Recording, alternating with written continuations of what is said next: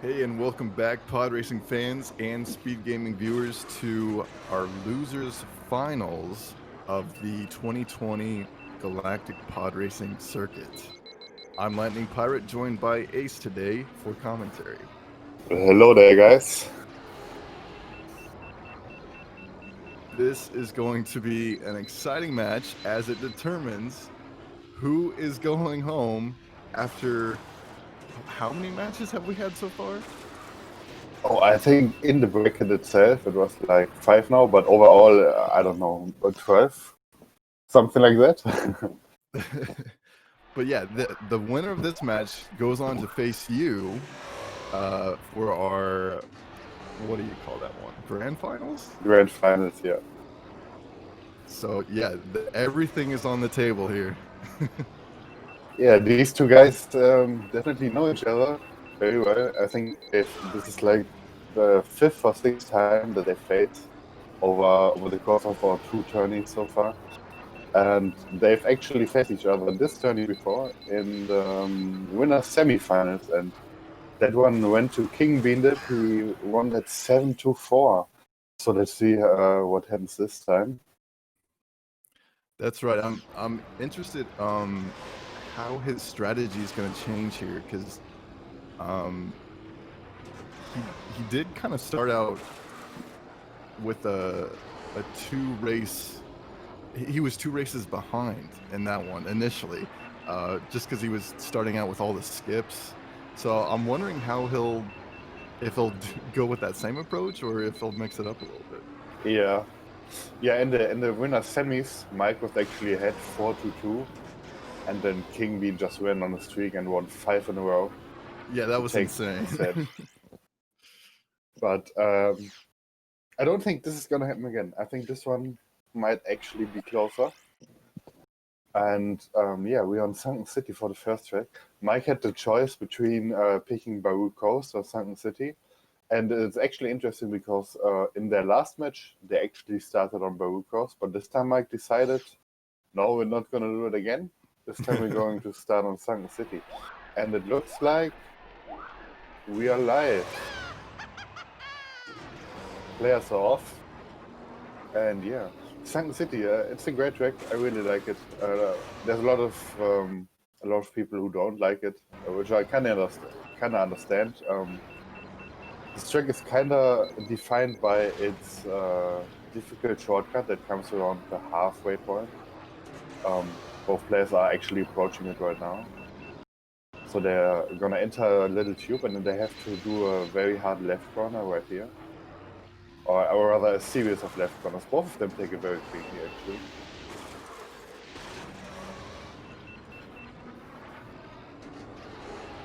So I believe King Bean kept a little bit more speed to it, so technically he should be slightly ahead. Even though he lost that boost, it's not a big deal unless he underheats, which he's not going to. Underheating just meaning sitting on an empty heat bar, and therefore essentially wasting time that you cannot make back up later.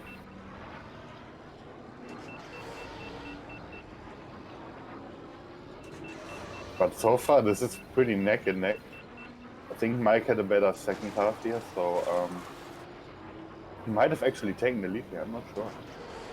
Yeah, we see King Bean going right on that figure 8 there, as he usually does. But yeah, just barely a difference here in the first lap. Yeah, extremely close. King Bean is on higher heat, and yeah, I think Mike is actually ahead here. Because he had a cleaner second half of the track. But again, they're approaching the shortcut again, and this is really make or break on this track. So let's see how it goes. Extremely clean from both here. King Bean didn't even touch anything. He kept all of his speed, and I think Mike did as well. Actually, Mike lost some speed, but not a lot.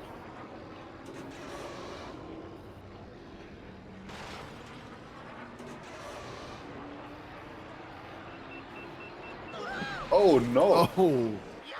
That's the first crash of the match. King Bean trying to take this corner in the stadium section a little bit too tight, and he's paying the price for it. He just cut it just a little too close there. Yeah, and that's a big time loss. So for anyone new to this, a crash costs you, in this game, usually costs you between like 4 and 6 seconds. So that's a huge amount of time, and it's almost impossible to make back up unless Mike also crashes.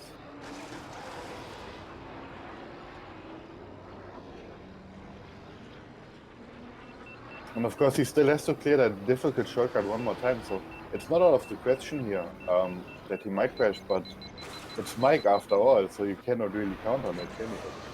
That's right. Mike is one of our most consistent players. It's very rare that you see him crash. And here we go. Wow, did you see that mini boost during the shortcut? Wow, Mike flexing here.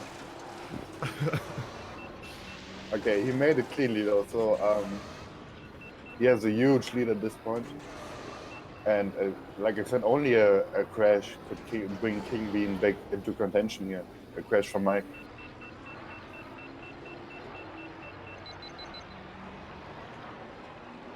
Yeah, doing a mini boost during that shortcut is definitely flexing. No doubt about that. And also Mike on really good heat here, so it's gonna be a great time. Unless he messes up the figure 8 at the end, this is gonna be a low 4 minute. Maybe 4 minute 2. Yeah, it's an amazing time. And King Bean clocking in a 4.7 with the death, also a really good time. So if it wasn't for the death, this could have been extremely close. Yeah, that was extremely unfortunate to see that a crash you would not normally see there, but that's always the ones that get you. Yeah, definitely. It's like he was just trying to take that corner that little bit too tight, and yeah, he paid the price. And now we're getting in the permabands from our runners. So each of the runners has 2 permanent track bands they can use now. And we're seeing King Bean taking out a Dobby Mountain Run, Mike taking out Executioner, King Bean taking out Spiceman Run, and Mike taking out Zaga Challenge. Which are the same tracks, if I'm not wrong, that Mike has banned all tournaments. Yes, that is correct, I think.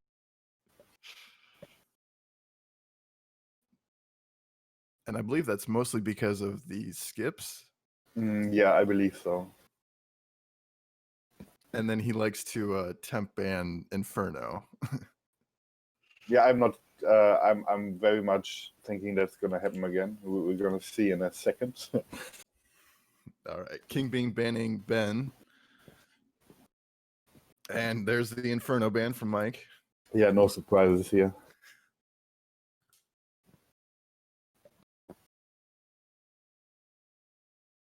So, any guess where we're going?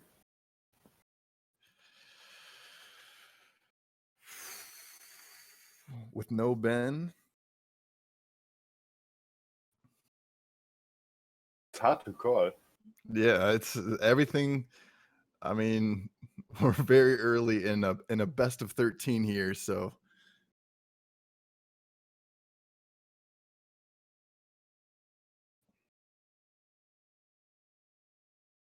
King Bean's thinking about it.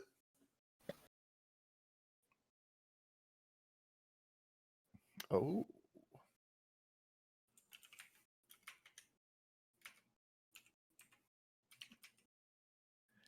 Ando Prime Centrum, no upgrades. So we see the first force immediately as the first counter pick. And he actually picked it against me as well, and it was extremely close.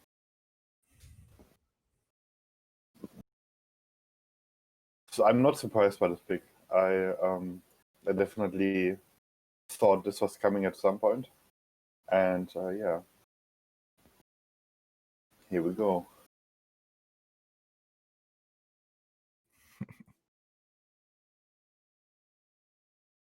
So, for anyone that's newer to this or hasn't seen this before, kingbeandip just picked Underprime Centrum and he forced no upgrades for this run.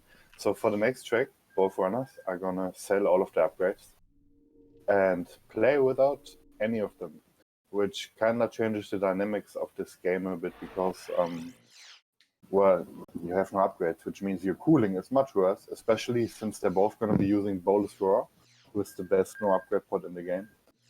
And that means they will be boosting much less, because Bolus Raw's full cooldown takes them about 37.5 seconds.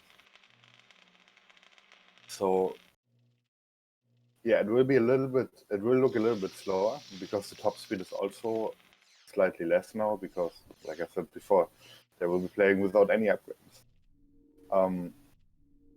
So yeah, this feels quite different from max upgrade, and it's a good way to catch your opponent off guard.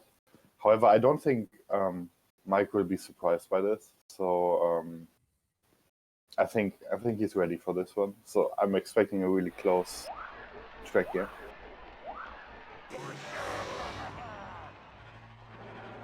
All right, so King Bean showed us his parts. He's all good.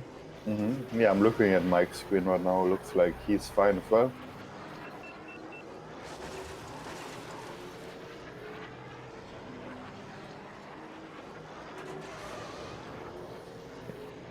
Kidney going for a little practice run here, it seems. Yeah, that little switch back there, extremely rough, no matter the upgrade. Definitely. It's also like the make or break point on this track, because you have to break for it. So the faster you can get through it, the better your time will be, essentially.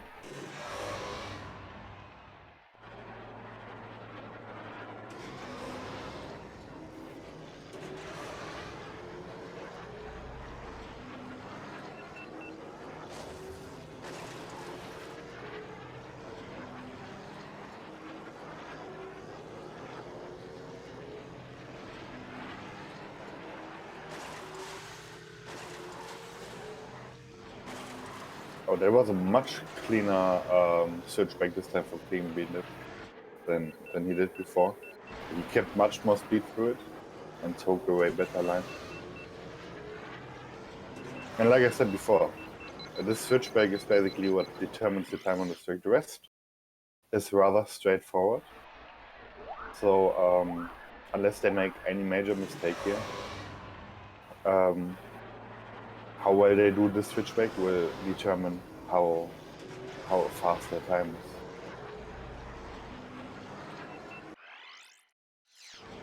It looks like both runners are ready. Yeah, let's hit them up with the countdown.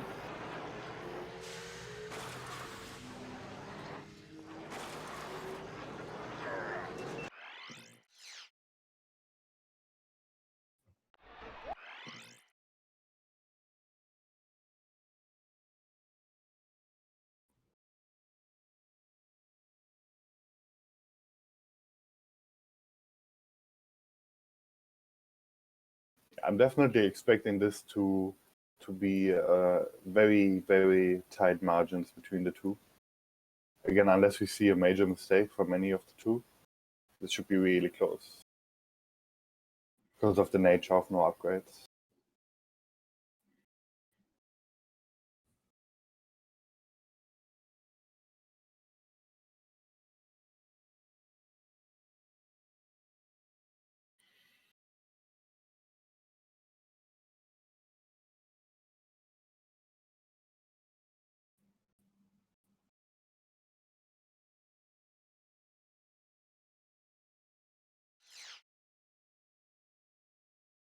Should be off in a second.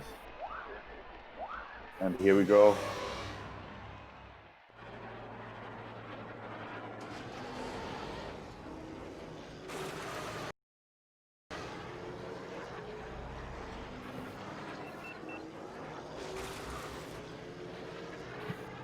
We also might see. Go ahead, sorry. I was gonna say that ice does claim a few people. For some reason, does, I don't know. It just randomly kills people. Actually, if you try to stay to hit it on the very left side, you're usually safe. But if you hit it right in the middle, then yeah, then you tend to blow up on it actually. And I was about to say we might see very different boost patterns here, and it looks like I am correct in that assumption, because Mike is saving up for much longer boost here. Also, yeah, Mike going left while King Bean going right around that hole. Yeah, there's not a huge difference between the two paths. However, the right path is very slightly faster. It's a margin of maybe a 10 for 2.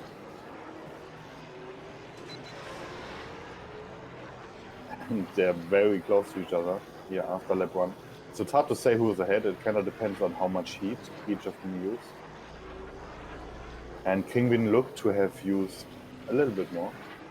However, now he's saving a bit more again. So, like I was saying earlier, we're seeing very different boost patterns here. Kingwin just doing some very small boosts to make sure he's not underheating right now.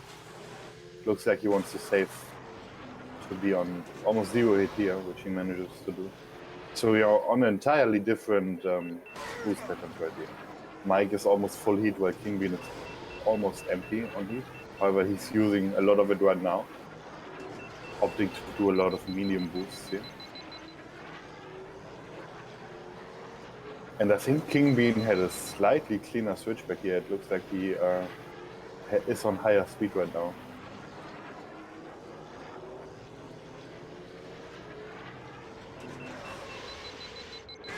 Yeah, King Bean is definitely ahead right now. Yeah, almost a second there.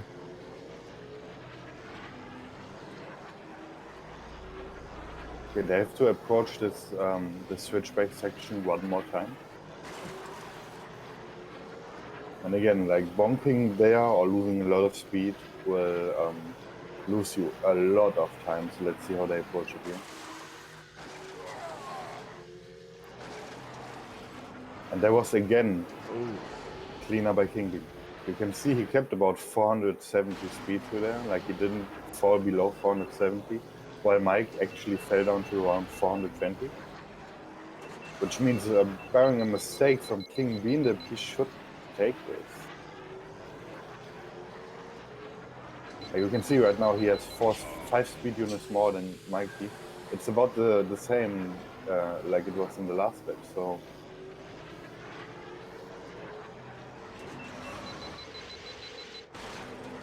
King Bean should take this. And he does. Wow. 3:24.95.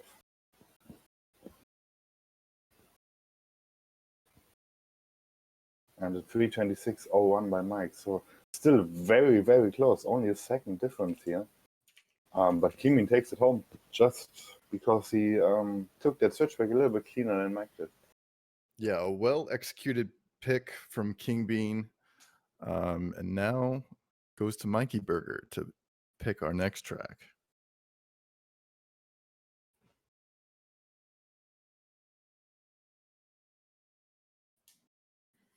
Mikey saying no pod ban. Okay. King Bean banning Boon to training.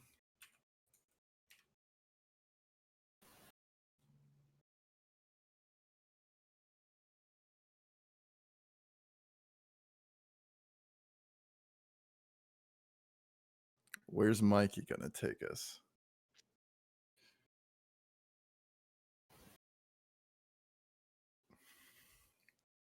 Let's get the winner here.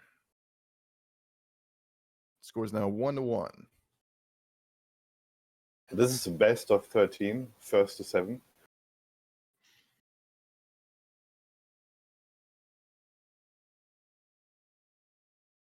Okay. Mike's taking us to Fire Mountain Rally. No upgrades.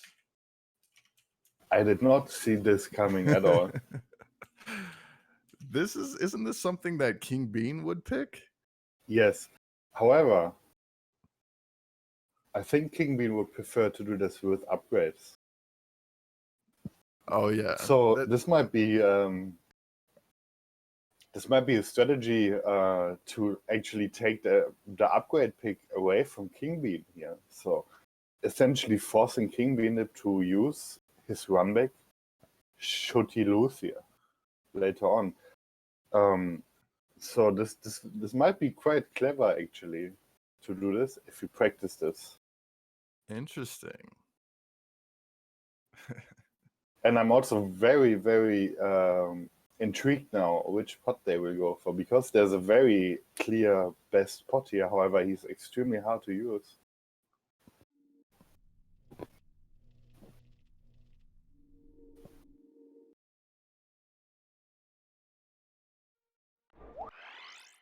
It looks like King Bean is going for this particular pot though. And I would believe Mike is as well. I don't think you would counterpick this if you're not prepared to go bowlers here, right? I would hope.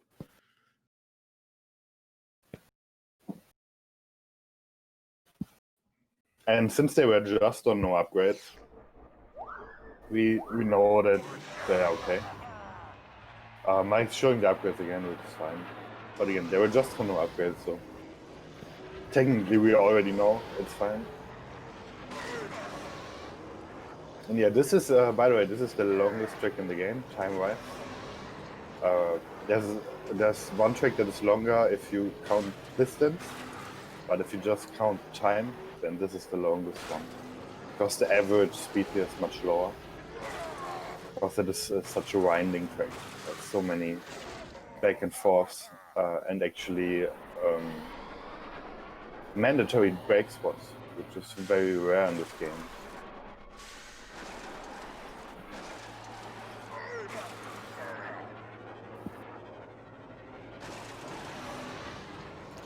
King Bean getting a quick practice and just seeing how no upgrade bowls feels here. Yeah.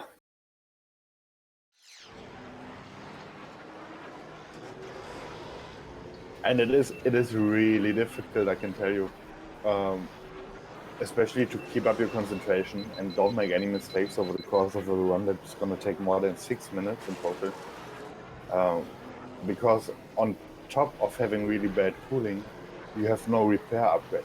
So if you ever scratch a wall or you keep scratching too many walls and you ever get a red engine, it is extremely hard to repair it back up without losing an absolute huge amount of time for it. I don't know what King Bean hit there, but and he hit the stealing. I think it extends slightly down. So the old invisible hitbox. Yeah, classic. Oh, practice run going not so well. But well, that's what the practice run is for, right? Just see where the issues are, and then try to prevent them in the actual run. Yeah, just testing the limits of this slidey boy. Now he's actually taking the little shortcut at the sand pillar right there, which I wouldn't recommend, especially if you keep a lot of speed to that section. But since he crashed, he lost a bit of speed. I'm curious if he's going for this in the actual run as well.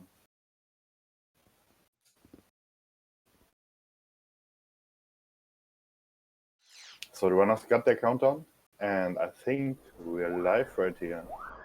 So let's see how this goes. Like I said, this is going to take a while. The laps are going to be above 2 minutes. So this is going to take more than 6 minutes.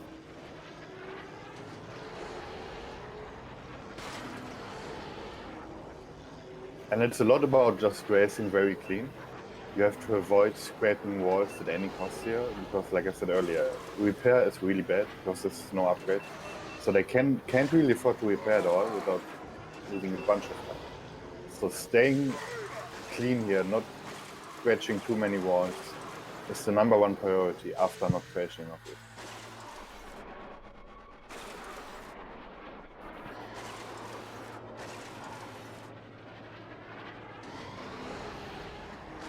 So far it looks pretty neck and neck, although I think Mike is slightly ahead.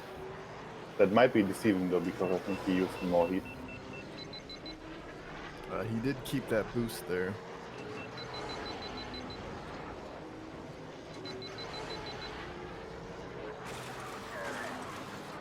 King Bean taking slightly better lines, but it's not a very big difference.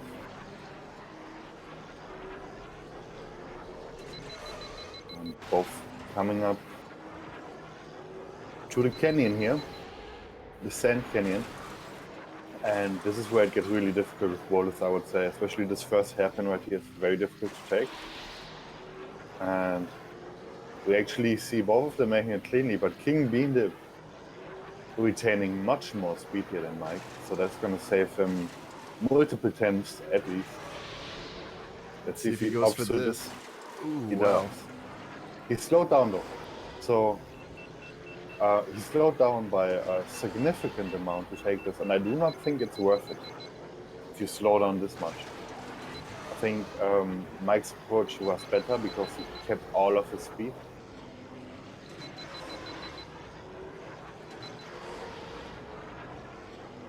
I still think Kingbean has a slight lead, but it is very small at this point. Oh man. Oh, that's a big bong. Really costly bong right there. And like I said earlier, you cannot do this too often. If you ever get a red engine, you're in big trouble.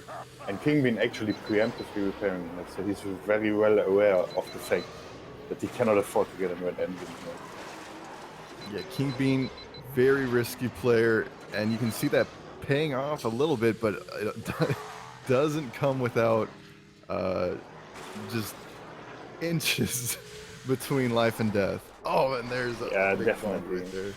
And yeah, that big bong at the start of the lap definitely cost him the lead here, and Mike is surely ahead at this point.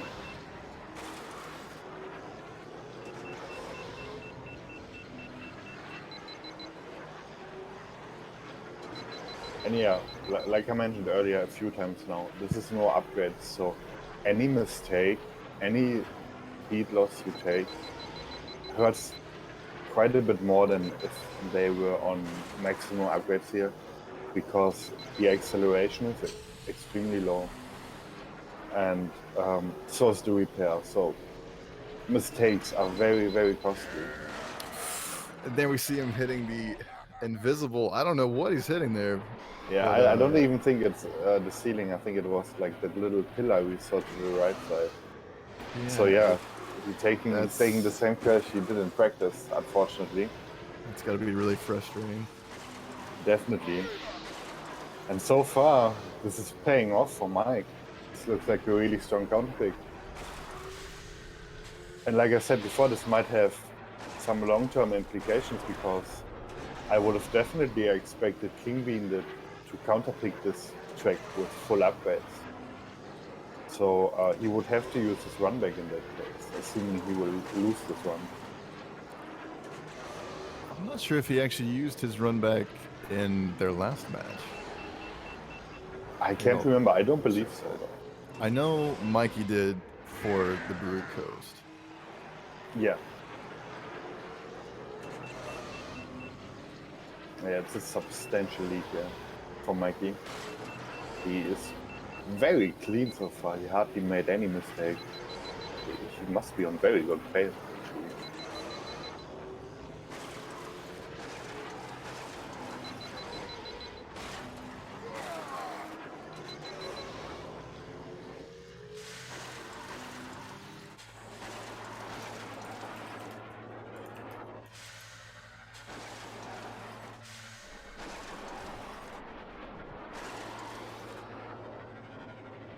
Yeah, Mike already almost done with this tight back and forth section here.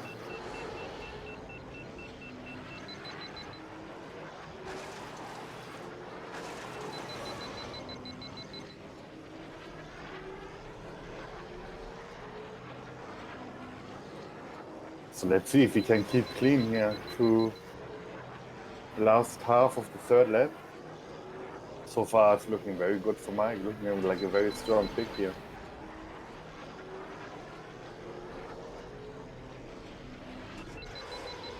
And like I said, he's on amazing pace actually. See how he takes this, loses a bunch of speed again. Not a big deal though, like he can afford it at this point. It's such a big lead.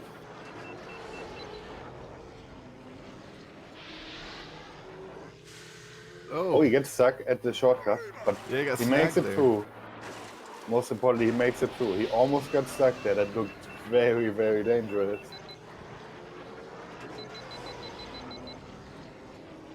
He's just making it close. Coming up towards the line here. And wow, this pace is amazing. He's coming really close to world record. For reference, the world record is a 6:37. Looking in a 6:40. And Kingbean actually sprinting home. Yeah, he made up a lot of time in that He last. did. That was an amazing last lap by Kingbean. But it wasn't enough to make up that huge bump and the crash he had. So Mike taking this one. And 2-1 for Mike. Yeah, always coming down to one death, which is unfortunate. Yeah.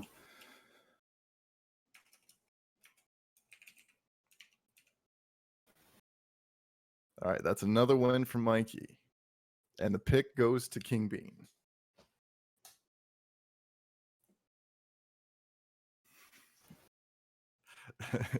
Kingbean's a little upset about coming so close on this one. Yeah.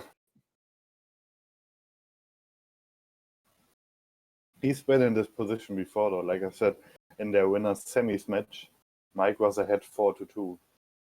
And then Kingbean won 5 in a row.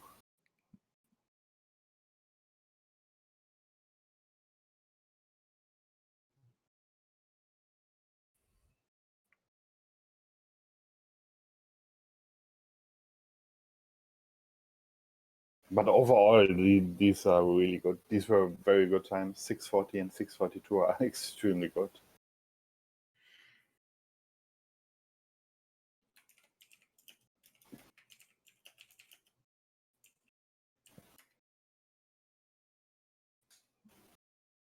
Yeah, they're at least on speedrun.com, there's no times between your time and Hyodoro on N64.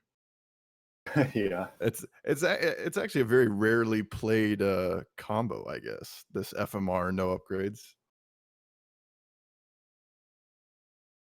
It is, definitely.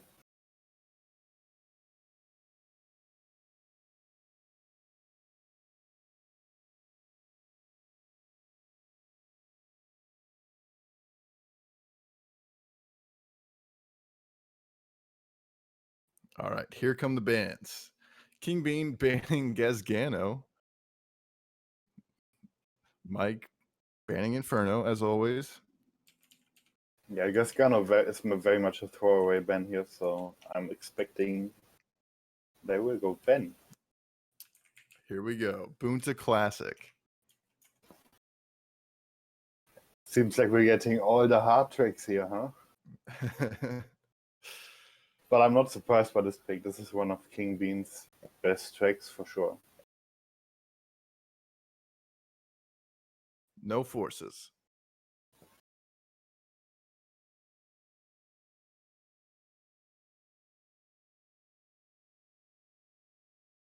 So this is actually the track that you could see in the film episode 1. It's also one of the longest tracks in the game, and also one of the most difficult tracks in the game. So it's going to be exciting.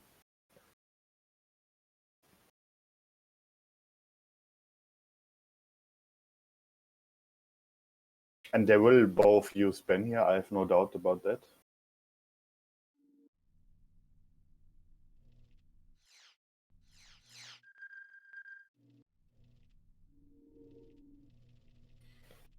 Yeah, I hope they remember to turn upgrades back on.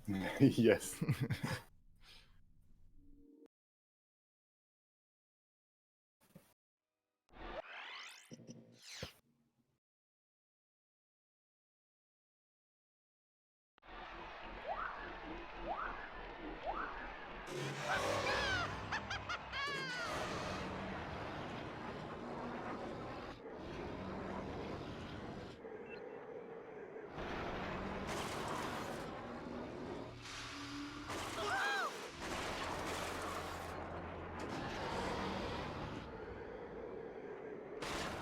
I think we're going in for a little practice run here.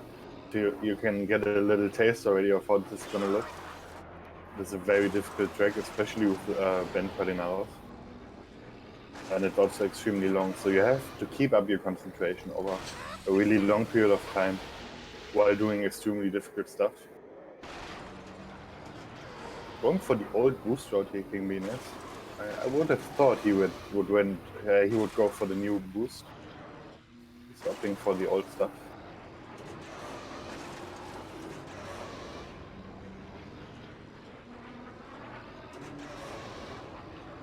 But you can tell he's very comfortable on this track. By the way, he's doing it right now. Like I said, it's probably one of his best tracks. He actually held the world record for the full track for a few weeks.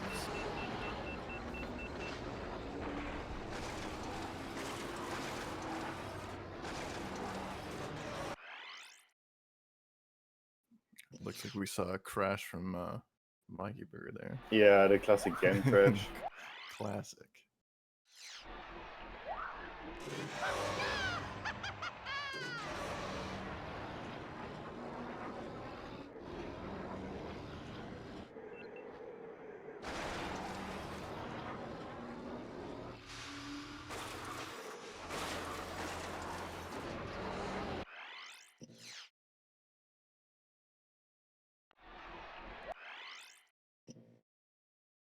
Alright, Mike just making sure he is on the upgrades he wants.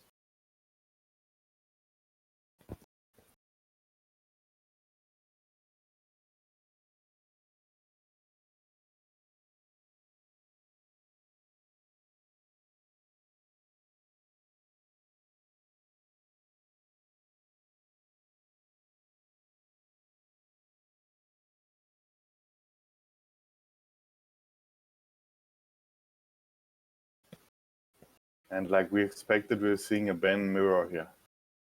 No surprises.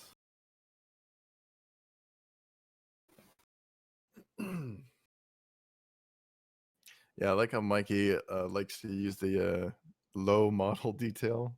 So Ben always looks really I think that might be blocky. because he has some frame rate issues sometimes. I think that's why he's doing it. Okay. I'm not sure though, I haven't asked him about it, but at least that's what I thought is the reason. Because it doesn't give you any advantage to scale down your model.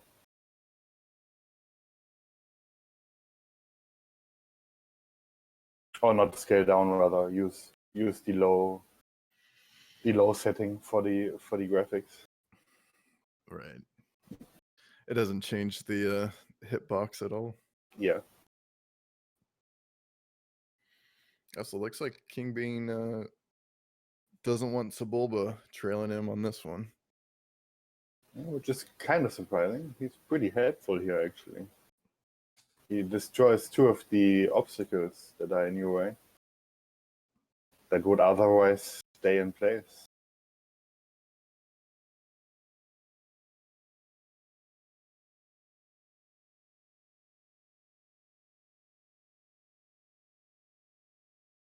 And this was also one of the qualifying tracks. And they both got a sub 5 here. King Bean actually got a 4:55 in qualifying, which is really good.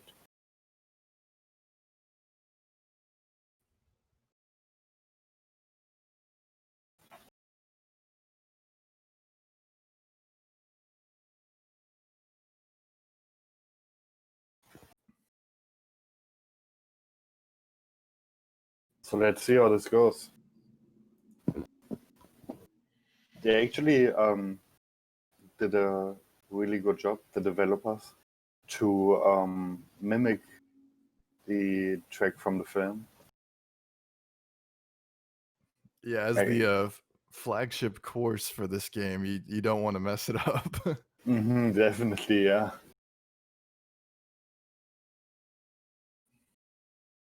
No, I think they did a great job, especially with all the interesting hazards that I think this probably has the most hazards out of. Yeah, there's quite a few, definitely. The first thing that comes to mind is the Tusken Raiders actually shooting at your pod. And right after that, there's the Java Sandcrawler that is just going back and forth, turning around. And to just think about how limited they were with the technology. So Oh they yeah, had like very limited textures and everything, but they still managed to capture them. All right, here's the yeah, race.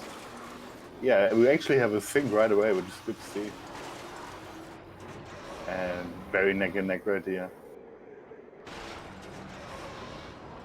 Clean holding that boost, so this will give him a slight edge. And extremely clean to the It chicane as is King Bean is. insane how well he can get through there. Yeah, he kept like over 620 speed while Mike dropped down to 400. And King Bean also taking the advanced boost rod here, so that will give him quite an edge. It's probably like almost a second lead here for King Bean now, I would say. Yeah, definitely. Ooh, I don't know what happened there. it was close. He tried to take it a little too tight again. Almost paid the price, but it worked out this time. And here comes the area I just talked about. The Tusken Raiders actually shooting at the players right here. You can see the flames popping up. And right after that, they're going to approach the Sandcrawler right here in this corner. And this one's actually on a cycle. It keeps going, so if you know it well, you will always know where it is. And we see the common theme again of King Bean that just taking risks, taking the tight lines and the optimal spreads. And it should net him quite a big lead at this point. This is very nail biting to watch. Just how Yeah, for sure. insane his approach is here. If he keeps it clean, it will pay off, but will he keep it clean? Oh, he didn't get the ramp there. He missed the service ramp. It's not a big deal. He gets the backup. So that was well done. Mike made up a little bit of time by it, though. But again, wow, this chicane, he takes it so fast. It's every time I'm like, he's dead for sure, but no. he's playing with millimeters there. He is. It does save him quite a bit of time, though. And so does the boost he does here, like riding on the wall to hold the boost. It saves him about half a second only, just doing that. So, however, it has to be said, Mike is also pretty clean here. So, the King Bean cannot afford to slip up at all. Mike will take the opportunity. Again, approaching the Tusken Raiders here. Let's see if they hit any shots. They do. Oh yeah, Mike getting a little off course there. Whoa. He actually got put off course by the flame.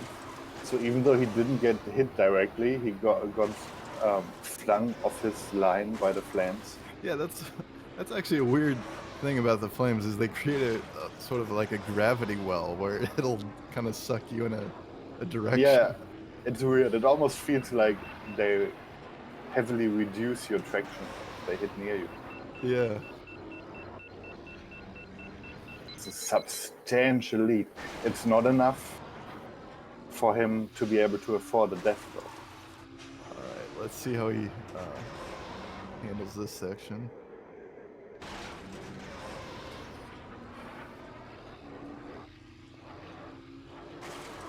Wow, again, taking this with more than 620. It's amazing. It's great to see.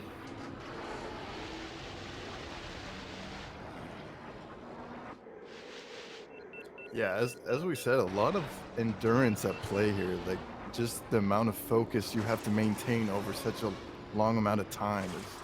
It must be really for sure. grueling for these players.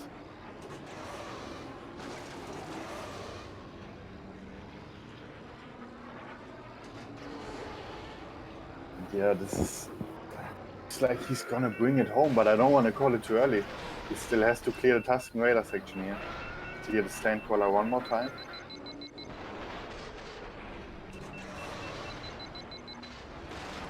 Oh, almost gets sniped by the flame. He keeps it on the track though. Coming up on the home stretch here. There's not much left to go wrong. He only has one slot to clear here. And he does it. And it should be his. It should be the win. With an amazing time, by the way. And no Sebulba. extremely good last lap as well. And wow, what a time. It's the first ever sub 5 we see in tournament. Insane.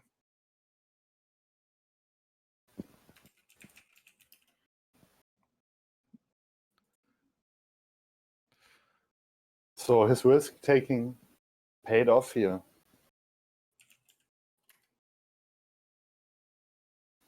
And he's tying it up 2 for 2. And now it's Mike's turn to pick again. We see no pot ban once again from Mikey. And kingbeandip temporarily banning the Ubuntu training course.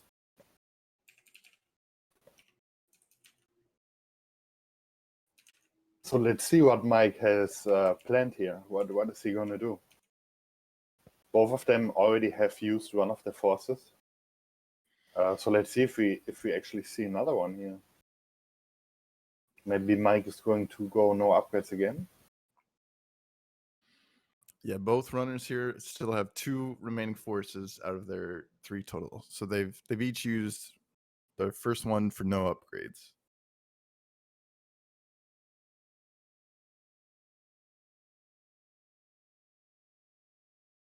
Oh, yes. I almost saw this coming. I didn't want to say it out loud, but yeah. Mike is going to grab Van Gateway, no upgrades. And like I told you earlier, this is very clever. Because what this is doing is it is preventing kingbeandip from using those tracks later on as his counterpick, assuming that he loses this. So he would have to use a runback to either go to Fire Mountain or to grab Van Gateway later. And I think this is why Mike is doing this. It is very clever. Yeah, that's very smart of him to kind of snipe those out of the pool and yeah, get those out of King Bean's picks. Definitely. And Van Gateway widely considered to be the hardest track in the entire game. Even though it's without upgrades this time, it's still such a brutal track. It's an absolute nightmare to get well. Or to do well, I should say. Yeah, these guys sure are taking us on quite the tour here of just the longest and most yeah, just high endurance tracks out of all of them. They sure do.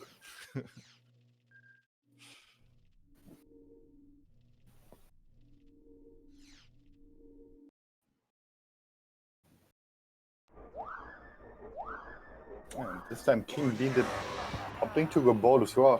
It seems like he learned from the last time he picked this, because the last time he picked this he went to Bulba. And it was probably a mistake. So this time he's on bowlers raw. Which is the fastest pot here, however. We saw Fire Mountain earlier and they said it is extremely hard to use bowlers raw on Fire Mountain without upgrade. This is even harder than that. Doing it on Grab Van Gateway.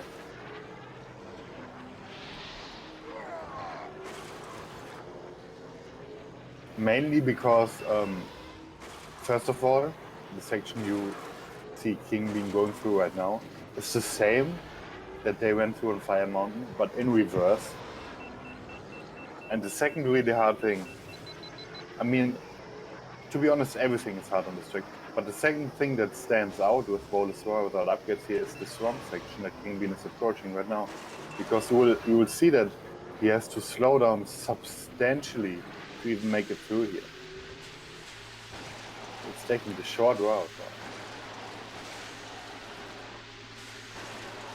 This looks really good though. This was a really solid swamp from King Bean. But you saw how much he had to slow down to actually make this. Yeah, you're definitely limited by just how fast you can turn there. Just how quickly your turn response can get from one direction to the other.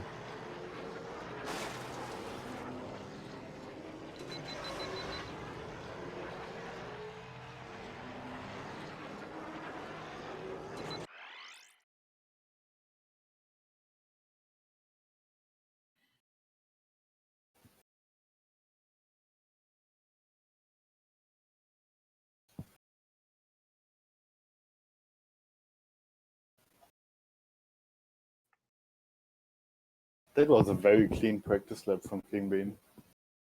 Extremely clean. Yeah, hopefully he can replicate it. It looked a lot better than the FMR one.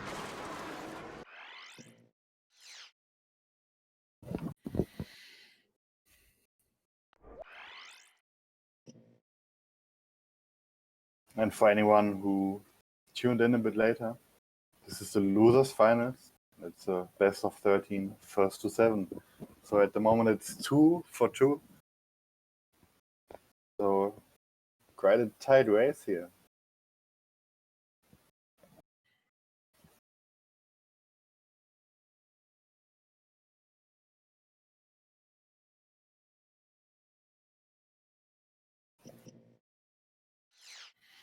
And there's our countdown.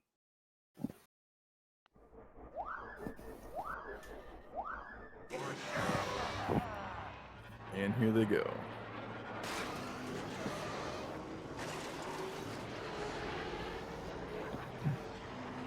And the same deal as on Fire Mountain here. You cannot afford to make mistakes. If you scratch the wall too much, if you bonk, it will cost you a bunch of time. Speaking of mistakes.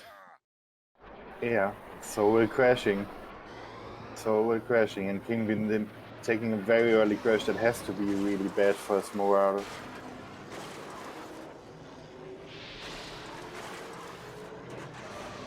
Yeah, he can't give up just after that. Yeah, There's still so much that can happen. for sure. And he's not gonna give up, but it's gonna hurt crashing this early.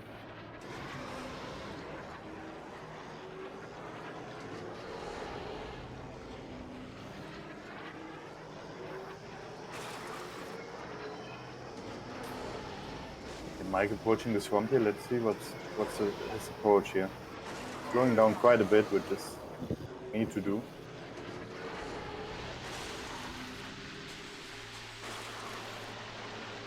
Look rather clean though. It was a good swamp by Mikey. And also a good swamp by King Bean. However, he is far behind at this point just because of this early crash.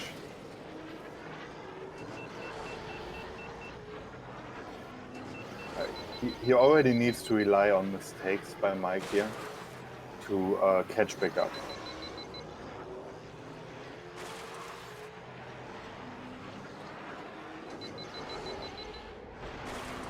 But again, mistakes happen all the time on this track. Very, very common. And like I said, even a small bonk on the wall can cost you multiple seconds because of the speed you lose. Of course, not every bonk loses you a big amount of speed, but if it does, then you will lose a lot of time for it. And you see both of them opting to take the shortcut. And you see they have to slow down almost to a still stand here to make it. You gotta park it right there. Oh, it's standstill, not still stand, right? Kinda got it mixed up there. In my native language, it's actually the other way around. But yeah, you guys get what I mean.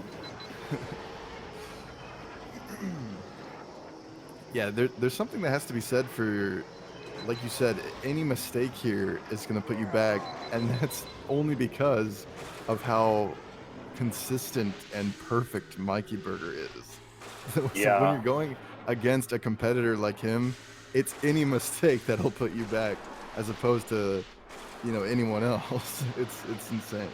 Yeah, Mike is just so clean. You can't bank on Mike making any mistakes. It's not a strategy that I would advise to take. Like, he has the lowest death rate out of any player in both tournaments so far.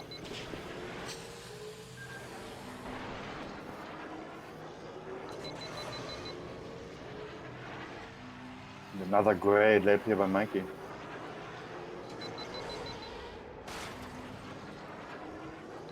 King Bean also with a really solid lap though, it has to be said. However, again, this early mistake, it's still haunting him.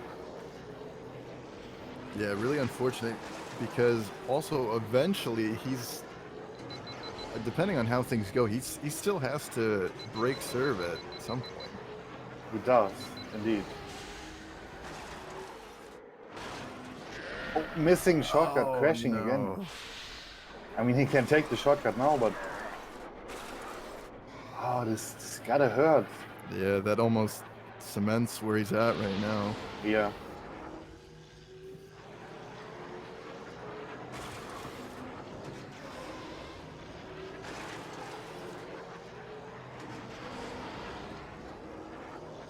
And I gotta applaud Mike's strategy at this point. I really approve of these picks. This was very clever, and he definitely thought about this. And I think this the intention he had was exactly what I said, taking away these tracks from kingbeandip later on. So he can choose both of them with upgrades. Very well thought out here. Yeah, very clever strategy. And yeah, Kingbean probably knows at this point it's over. Yeah, it seems Mikey's pinpointed a weakness here, or at least somewhere that King Bean's overlooked his own skill level at, where maybe he's not as comfortable with no upgrade on these Barunda tracks. Possibly, yeah, at least in one try setting. And yeah, especially with the bowls as well. The time that Mike just got is absolutely amazing. It's extremely strong. It's actually scary good. 5:24.69 in tournament, only 4 seconds behind world record. Damn. No upgrade record, of course. That's what I'm referring to here. Yeah, Mike taking the lead again, 3-2.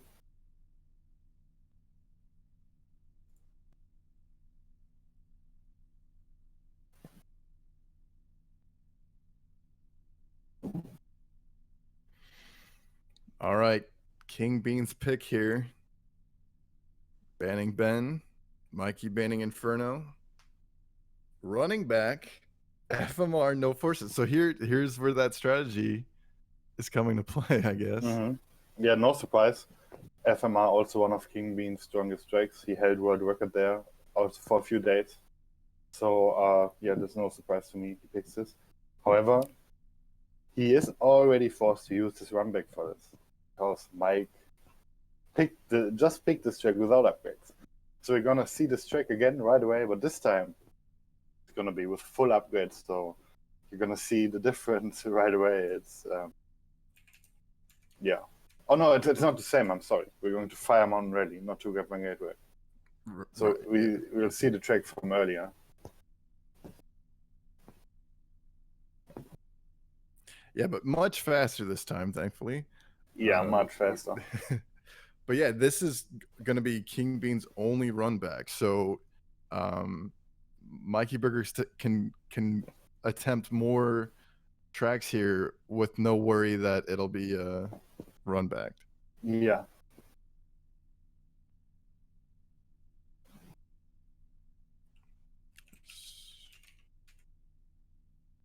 And I'm pretty sure I know what he will take next, but I don't want to say it out loud, obviously. But I have a good idea in mind what Mike's next counter pick will be.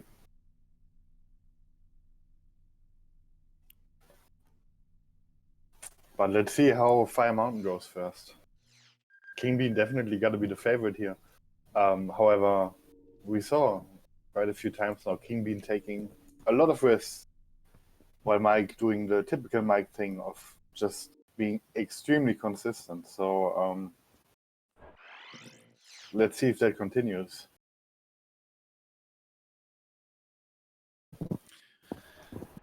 Yeah, also no skips so far. Yeah.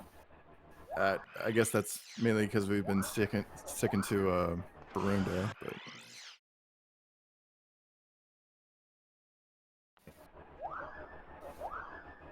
Well, I wouldn't be too surprised to see at least one skip force later on from King Bean, at least.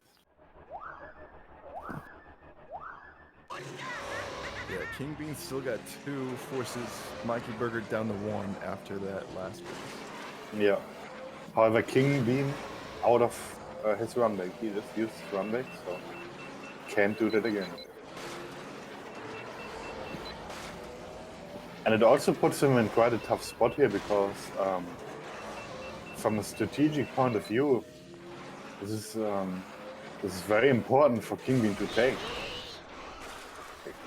He needs to win this track to not get put at a huge disadvantage going forward here.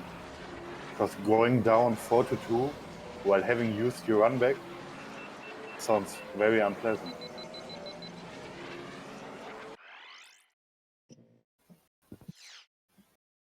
All right, I think we should be expecting King Bean's stream to go down here. He accidentally ended his stream. So we'll just wait till that's working again, I guess.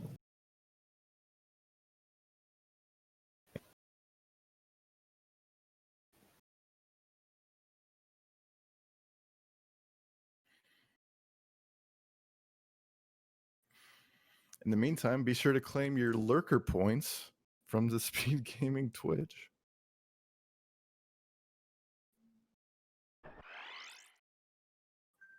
All right, looks like he's back.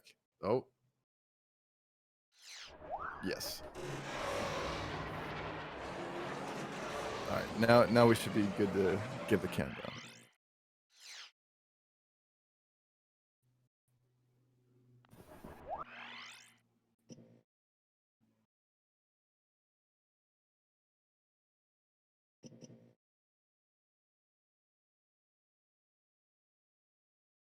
Yeah, and it's actually quite amazing how many of these long and difficult tracks we've already seen. We've seen Fire Mountain Rally once, now we're seeing it twice. We've seen Grapevine Gateway, we've seen the Bunte Classic. So all of these tracks take over 5 minutes in the settings they were chosen in.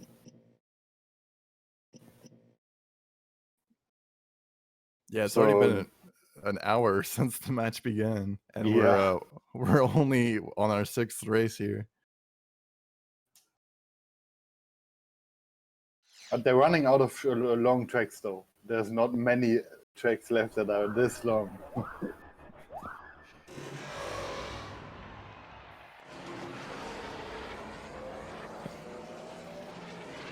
right, finally Bullseye gets some screen time here.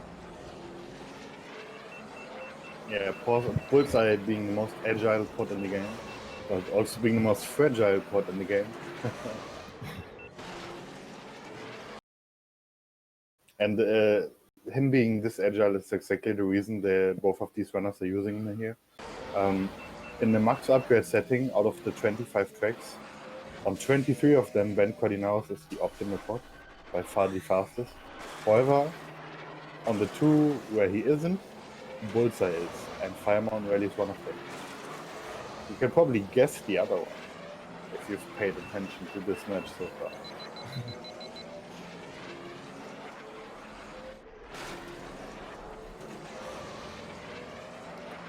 So far, looking very close. As we said before, this is one of King Bean's stronger picks here. Oh, for sure. I would say it's definitely one of his strongest tracks. No doubt about that. He's extremely good here. And extremely quick. So if they both stay clean and don't make any mistakes, I would definitely expect King Bean to win it here. However, this track is so long, and there's so many opportunities to make a mistake that you cannot count on this. Oh, and we see a rare death from Mike here taking the shot. Do my eyes deceive me? A crash? Yeah, a crash from Mikeyburger. Very rare to see, but it happens sometimes. And it's a very common crash on the shortcut. There's a little bit of rock that sticks out, and if you go over that in the wrong angle, then it will just blow you up like this.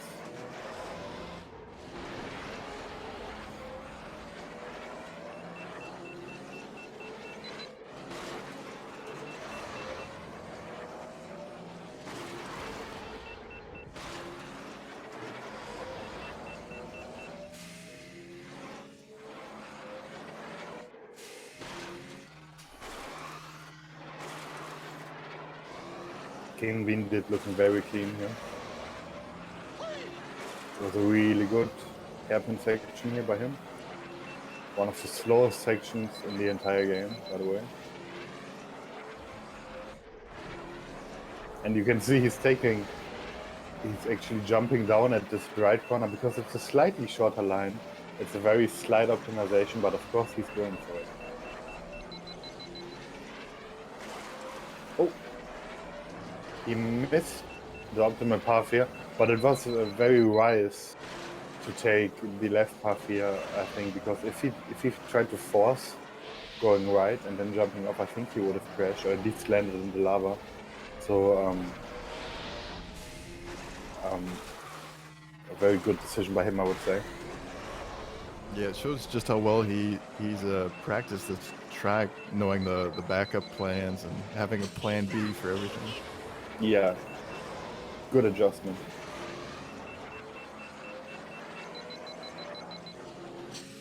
And he's approaching the last lap here. Still on extremely good pace. Wait, is that a 144 that I see? Oh, that's so quick. Same for Mike though. Actually, it looks like Mikey had a faster lap there. Yeah, he had a low 144, almost a 143. So it's extremely quick in this setting. So Mike is still on King Beandip's heels here. If King Beandip crashes, Mike is right back in it seems. Yeah, despite that death, he's coming back for it. Not giving up. And it's definitely not out of the question to see a death here. This track is extremely difficult and there's a lot of opportunities to crash the pod. Like, I don't want to jinx it, but again, with King Beandip's tendency to take risks, it could very well happen. Yeah, we've seen a lot of crashes from him. I mean, relatively so far, but going back to that Boonta Classic deathless run, you still see him pull off these insane, just bonkers runs here. Mm-hmm. Yeah, if it goes right, then he's like extremely quick. That's incredible. And coming up to the shortcut again, taking it cleanly. Okay, it's looking good for KBD. Coming up to the home stretch here. There's not much left to do. You can still mess up, of course, because the track is so tight. There's basically only one corner left now. Taking it cleanly, and this should be his. All right, Taking wow. 5:16, wow.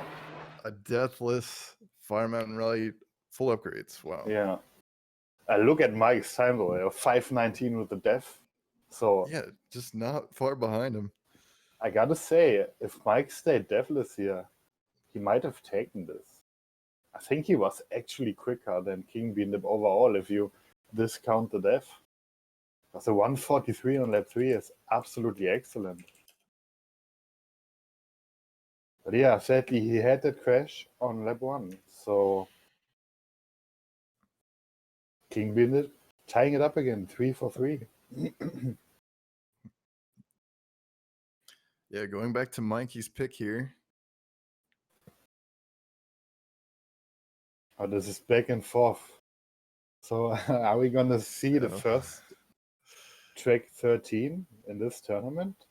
I would hope so, but it's a bit early to call this. Yeah, we only have 2 hours, guys, so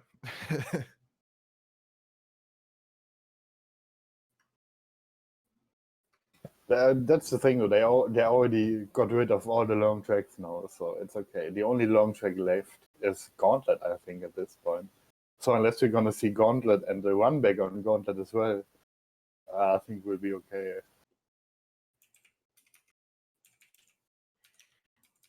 All right, so Mikeyburger, no pod ban, King Bean banning Boonta training.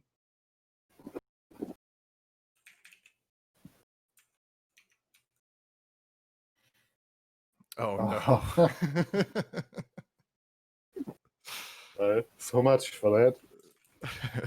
You're seeing the third Barunda track in this match so far with Baru Coast, picked by Mikeyburger. He didn't ban any pods, so we're gonna see a ban mirror runs again. And we've seen those two face off here before.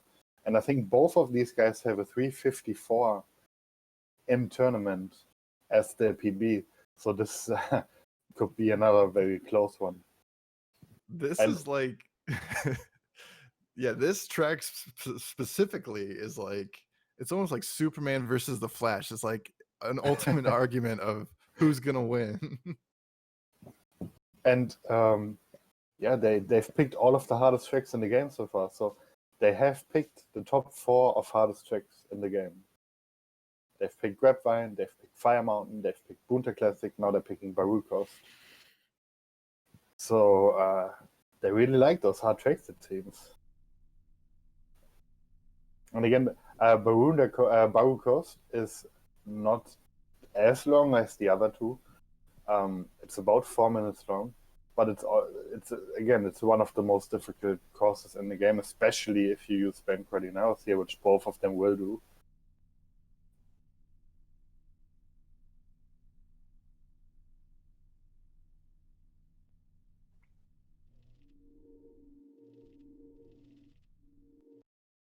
Yeah, I think their last wasn't it last time that they played it first, and I think Mikeyburger had one crash, Mm-hmm. and then he did the run back, but I think he still lost. Yeah. And it was also where Kingbean got his 354.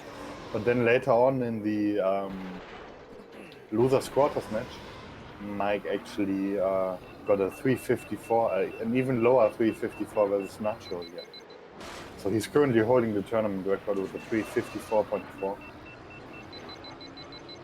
All right, so this is gonna be the one to watch, hopefully. Yeah, I'm just hoping that we can see 2 deathless runs and we're gonna see like a photo finish here. That would be amazing. Yes.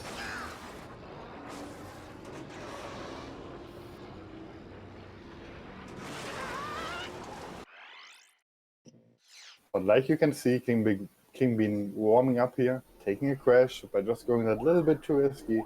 And this is basically this track in a nutshell. You have to go risky here to be fast, and if you go risky, it's so easy to just crash. Yeah, that definitely speaks to the overall difficulty, especially at these speeds. Yeah, for sure. Like, it's an absolutely intense experience to do this track with Ben and trying to go as fast as you can. It's very thrilling. Whoa. Did you see Mike's PB? Oh, he went back for us. Yeah, no, I did. I did not expect this. Wow. This is extremely good. 350.2. It's only half a second away from my time. It's a bit scary. I didn't think he would have PB this good. The last time I saw his PB, it was a 352. So, oh, he might have actually grinded this track for a bit. And yeah, let's see what's gonna happen. Maybe he's gonna actually lower his tournament record here. Let's see what happens. But yeah, 350.2, absolutely insane time.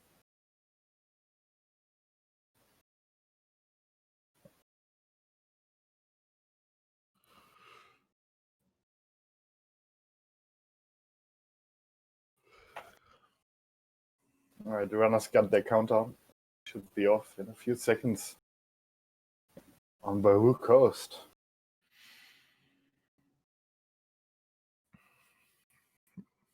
Yeah, a lot of Barunda so far. It's a nice planet, but when there's 7 others, you know, come on.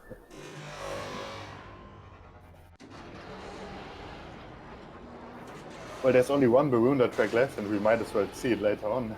Yeah, I don't imagine we'll be avoiding Inferno.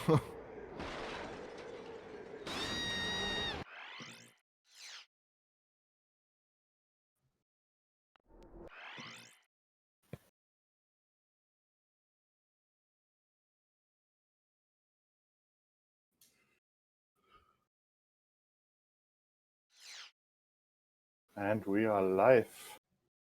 So let's see how this goes. This could be intense. This will be intense.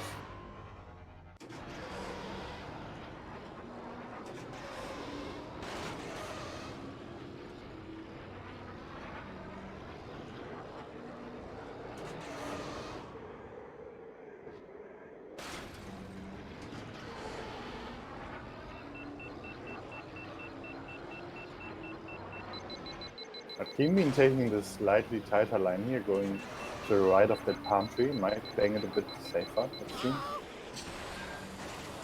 It's kind of understandable, but it's definitely a few tenths lost.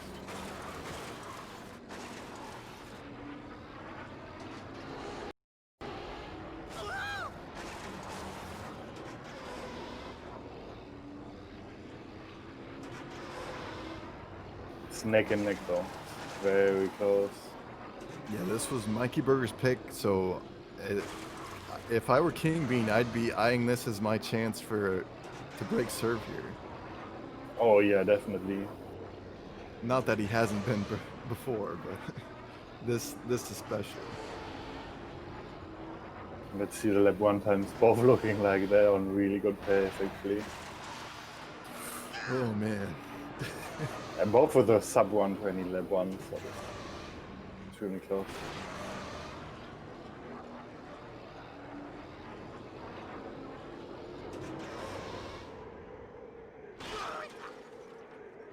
Mike probably has a slight lead at this point, but it's a very small margin.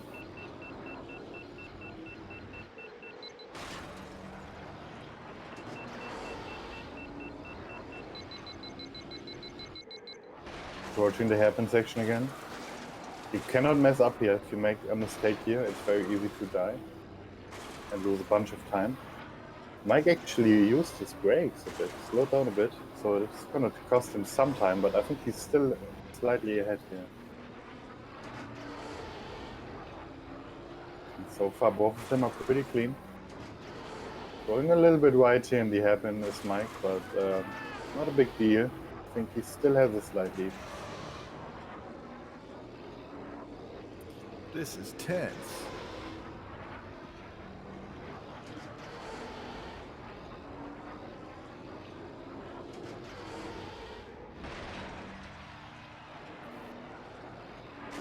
.117.2 and the 117.9. Extremely good times.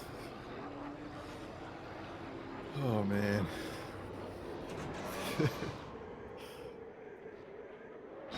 So this is what we hoped for. I don't know how these guys can. I mean, their hearts have to be pounding right now. I don't imagine For how sure. they can be. How they can keep it cool here. I would guess both of them are at least on 120 BPM. Because, yeah, this is extremely difficult. Oh no! Oh no! Just slipping up ever so slightly. Like I said on the last step, if you approach this slightly wrong, you can crash on the edges here, and that's exactly what happens to King Bean. And oh, this is looking grim for him now. Oh. That was not what we wanted to see.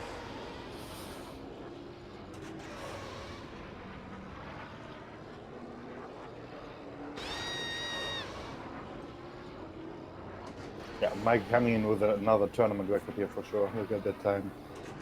Damn. 353.0 and the 116.7 last lap. Extremely good. Incredible.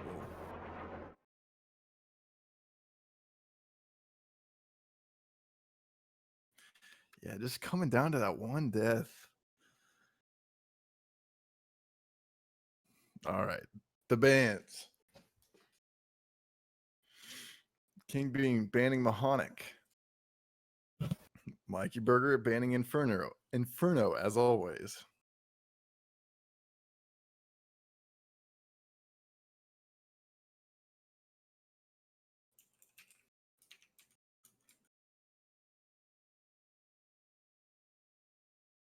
So where's King Bean taking us next?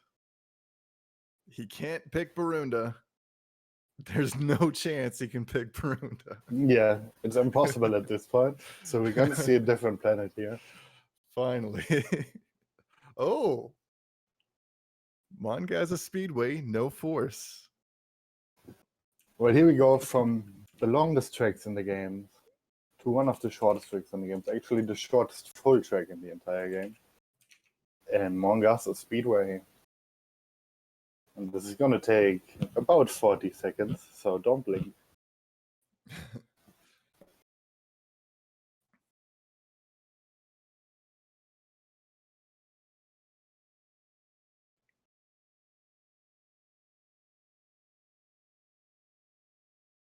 We're probably actually gonna see 240.x times. I would guess at least, if there's no mistakes happening. I don't think we're gonna see a 39, but who knows? Yeah, looks like this is one track they did not play in their last one. So it'll be interesting to see how they do here. Definitely.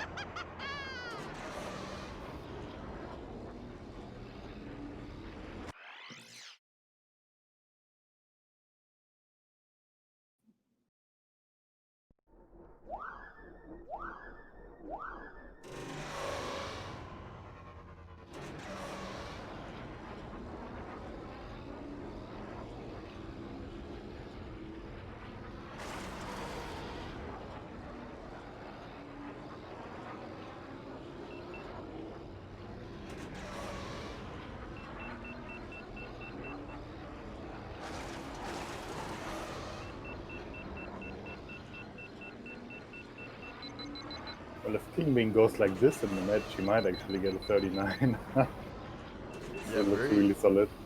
Very nice. Not quite, but it's 40. Low 40.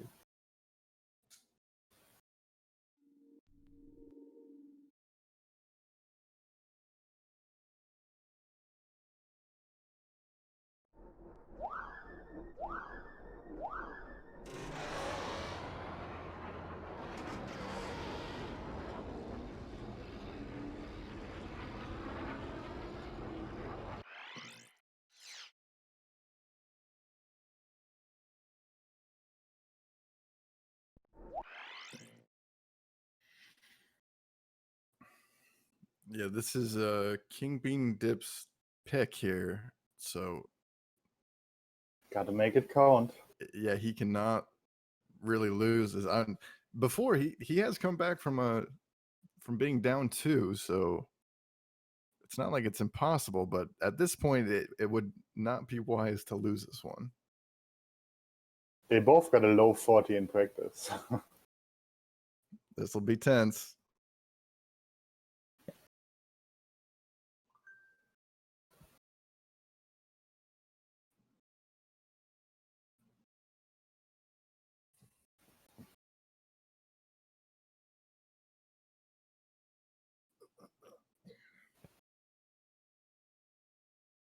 And again, this is a best of 13, first to 7.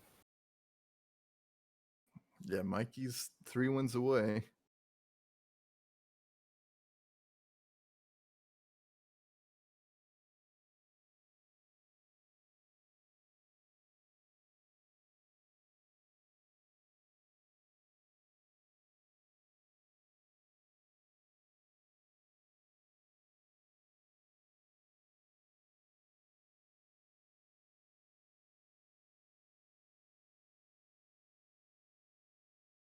Yeah, we've seen pretty much all of the long tracks so far, apart from Gauntlet. So that's why we're already 1.5 hours in.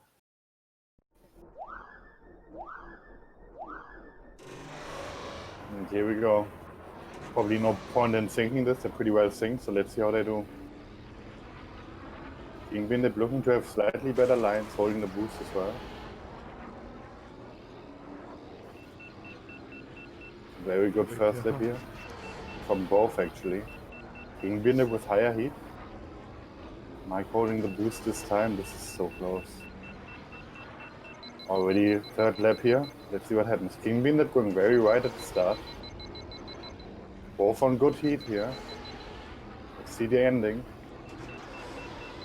Oh, I think Mike is ahead. Oh man. Yes, Mike takes it with a 40.26. Breaking the tournament record by 200. Damn. And Mike taking the lead 5-2. That's a big win for him on a very short track. Incredible. What's funny is King Bean posted his time before that match even started because of the delay. But I didn't I didn't want it spoiled.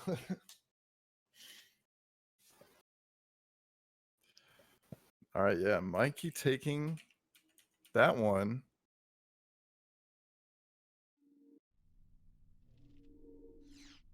So it's now 5-3. So kingbeandip has to make this count. His next pick, he needs to win this. If he doesn't win the next pick, he's putting Mike on 4 match points. So almost must win here for kingbean. And he's banning Ben, Mike banning Inferno. And he's taking us to Bunta training course skips. Oh. Which is one skip that Mike still refuses to do. It is extremely volatile. It is extremely easy to mess up. So it is a very risky pick, I would say. But it looks like kingbeandip is quite comfy with it. But it can still go horribly wrong, even if you're really comfortable on it. But let's see what happens. So far, every time someone has picked this versus Mike, he has actually opted to just do the full track instead and hope for his opponent to make mistakes. However, it has not paid off even once for him. So I'm curious if he changed this up. It's never backfired for someone to pick this against Mikey, so yeah, it'll be interesting what he does here. I think I saw him on Ballers Raw, so I think he's going for his usual strat. He's just gonna do the full track, and he's gonna bank on a lot of mistakes from King Bean. Again, it hasn't ever paid off, like you said, but who knows? This is very smart from King Bean, reserving this to clean up a win here. So for sure. Hopefully we'll see him clean that up. Yeah.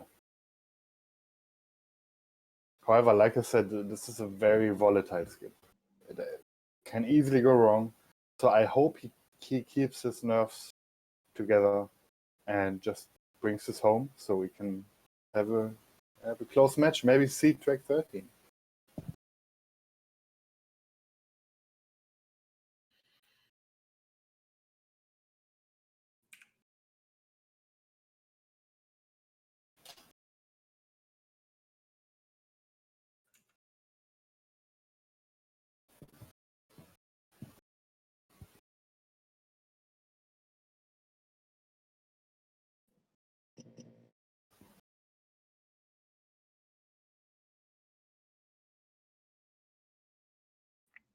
Both players got the countdown. Let's see what's going to happen here. And here is our second shortest track in the game.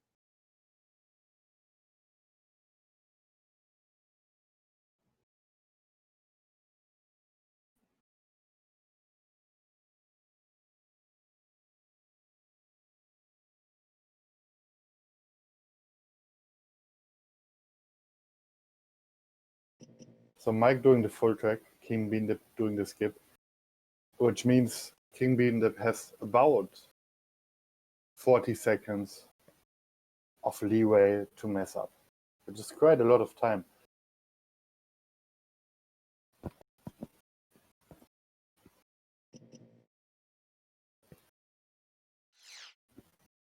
So what's gonna happen here? We are live.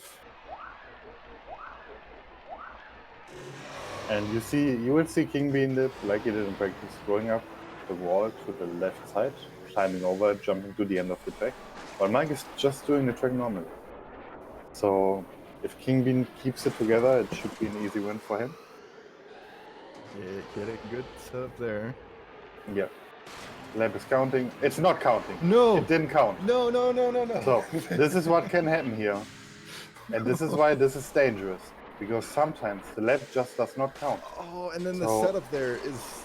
Oh, this is going technically, Mike is an entire lap ahead right now. There's still a chance. Yeah, I think there's still a chance, isn't there? Kingbean can still... Oh no, it doesn't count again! What is happening? He's not going right far enough after the skip. Oh no. Oh, his heart must be pounding right now. He has to stay right here for it to count. He's cutting it. It counts this time. It counts this time. Okay. Oh, shit. Can he still? I'm not sure if he can still clutch this. He has to do 2 perfect skips here. Mike is on his last lap. No, the setup. And he slips off. Mike on his last lap. He's in the back half here. Mike will take this. It's not. If Mike doesn't die, it's not possible for Kingbean to make this up. That lap counted, but oh no. And Mike's strategy of just not doing the skip paying off. He's taking the win. Holy crap! Because Kingbean, he just messed up the first lap twice. Didn't count twice, and that's heartbreaking. Yeah, it didn't count. And he knows that this is lost. Getting a 149. Wow. Extremely heartbreaking to just see. He executed the skips, but it just didn't count. He didn't hit the lap trigger. Yeah. And that is why the skip is so treacherous, so volatile, like I said, because it's almost unpredictable.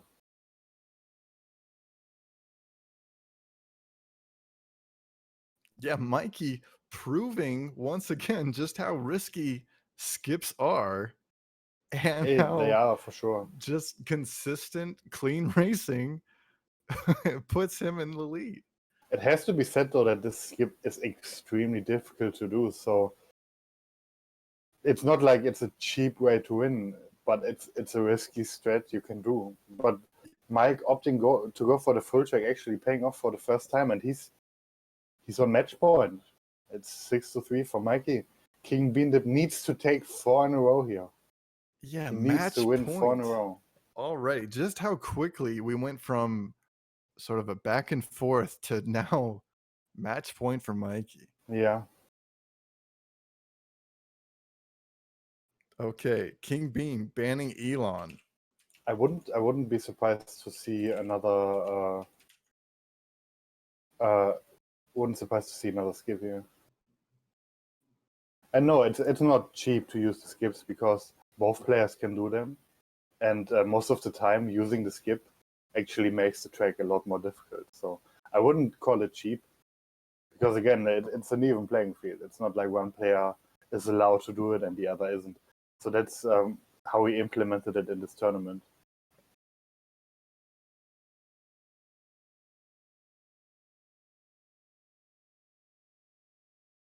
So both players have 3 forces, and they can use their force either for skips or no upgrades. Oh boy.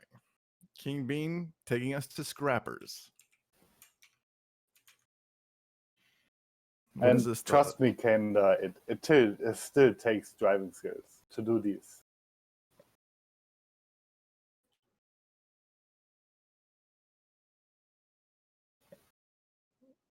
But yeah, let's see what Kingbean does here. Like he needs to be extremely clean now. He needs to take 4 in a row, and yeah, we're starting on Scrapper's run here for his quest to take 4 in a row.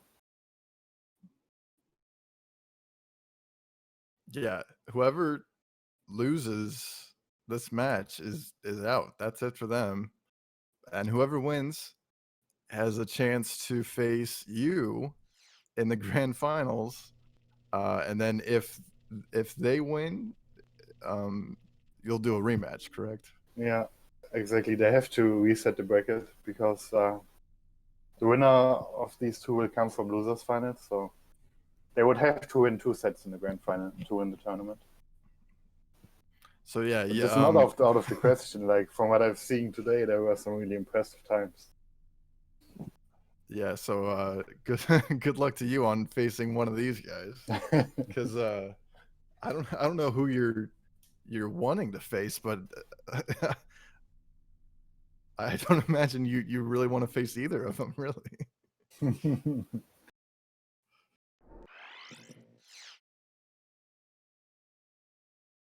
I gotta say though, we cannot count kingbeandip out here because when they faced in the winner semis, kingbeandip was behind 4-2 and he took 5 in a row. So That's right. It's not outside the realm of possibility that King Bean actually pulls this off. but he knows that Mike is on a match run now. So the nerves will be extremely tense. He knows he has no more room to mess up. There is no more room for mistakes here for kingbeandip.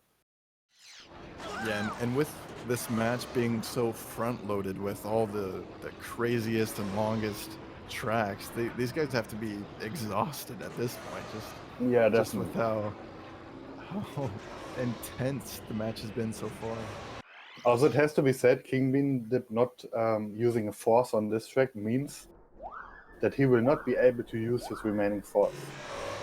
Because we will not be counterpicking again in this match. This will be his last counterpick, no matter what.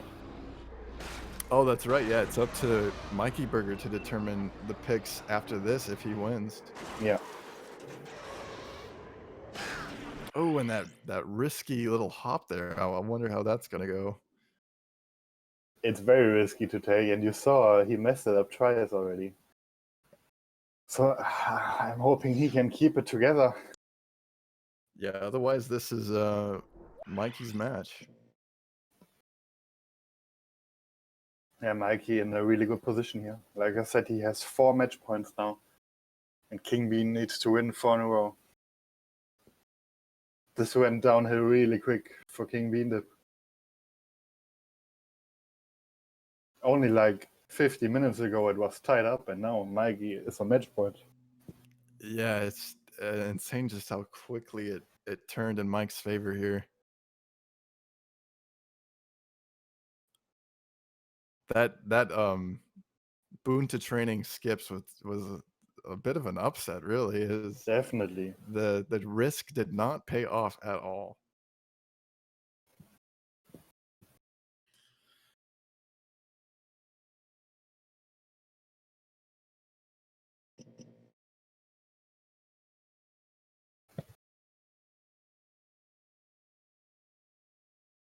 Right, let's see what's gonna happen here. kingbeandip on his last breath. He needs to make it count. It's now or never.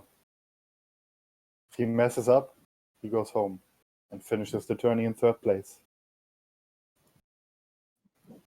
Which is not bad at all, considering the competitors that he's faced to get here.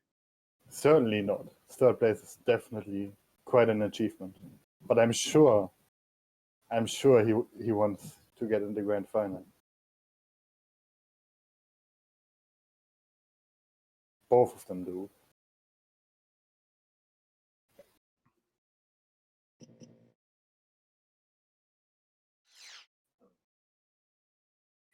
All right, here we go. Here we go. Can kingbeandip keep his nerves in check here? That's the question I have. And how will that little hop factor in?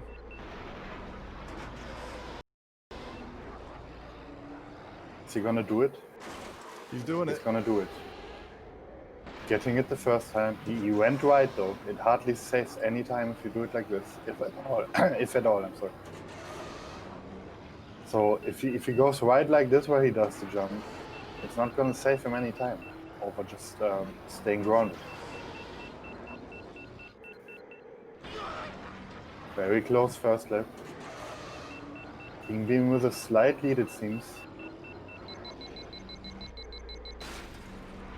Both from good heat coming in here. They should both not be boosting here. Mike boosting here, which is not the best. And I get so tensed up when I see him do this jump. I have to hold my breath. That was oh. 2 out of 3 here. I would guess he does it again on the next lap. He is in the lead right now.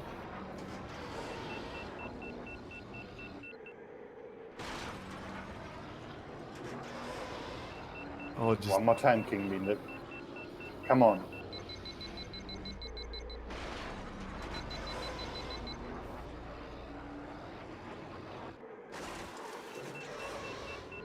and He he's nails got it.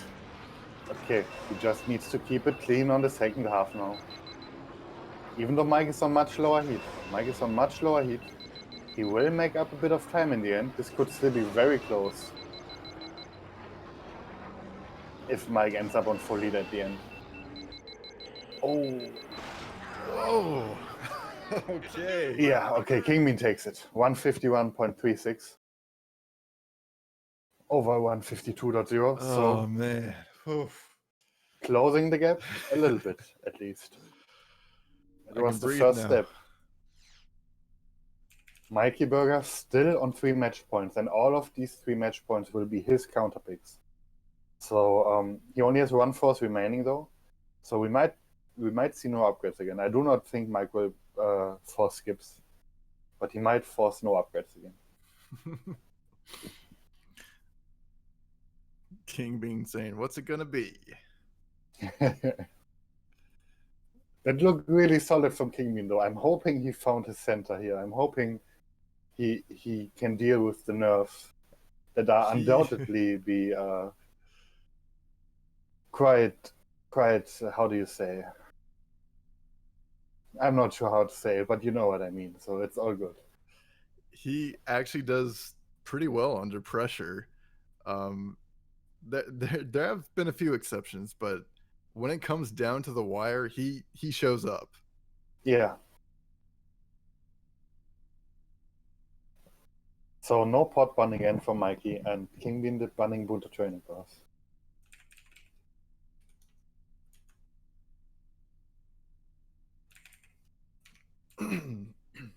Where's Mike gonna take us?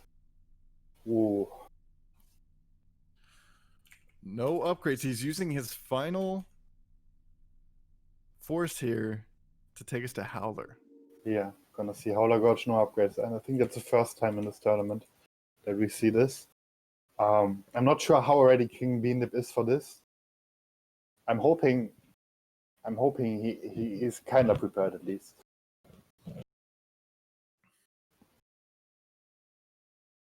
So in a no upgrade setting, this track is rather straightforward. The only real difficulty there is the 10 shortcut you have to take at the start of lap 2 and 3, and it's a shortcut that you cannot skip out on. You have to take the shortcut because it cuts out so much of the track. So my guess would be it comes down to who does the 10 shortcut cleaner, who gets it without bonking, who gets the deathless.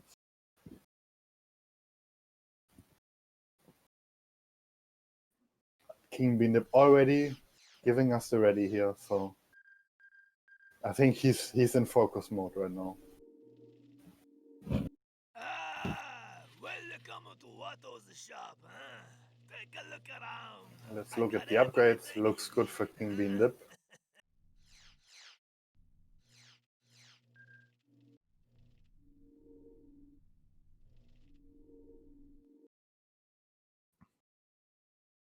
And again, it is still a match point for Mikey here. kingbeandip has to deliver. He has to break surf 3 times actually. Like he has to win on Mikey's counterpick 3 times in a row. There's no other way for kingbeandip to stay in this tournament. Yeah, it seems Mikey's early strategy of knocking out those Barunda horses with no upgrades is paying off. You can really see it paying off. Yeah, for sure. Alright, Mikey's good on upgrades. Oh. Well, kingbeandip saying in the chat, I don't think I've ever done this track with no upgrades. Oh no. It's not a good sign. Not a good sign, no. But I believe. I believe. It's really not that difficult apart from the tent. And I know he's done the tent with no upgrades before, so...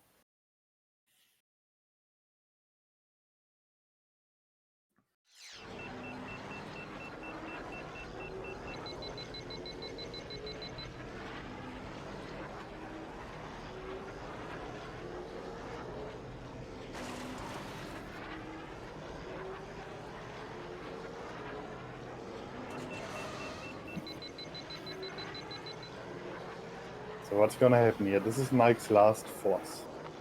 After that, he's out of forces.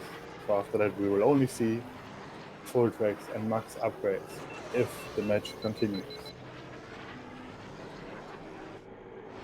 And that looked like a really solid tent from kingbeandip, so that gives me some hope.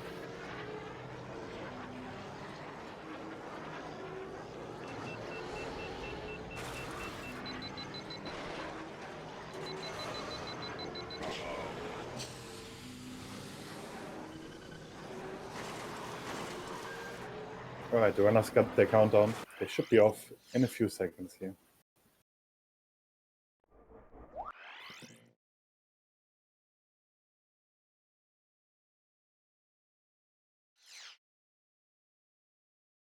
And again, for everyone that tuned in later, this is a best of 13, first to 7.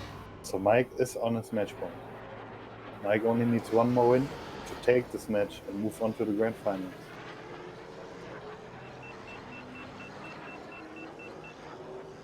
And they're off.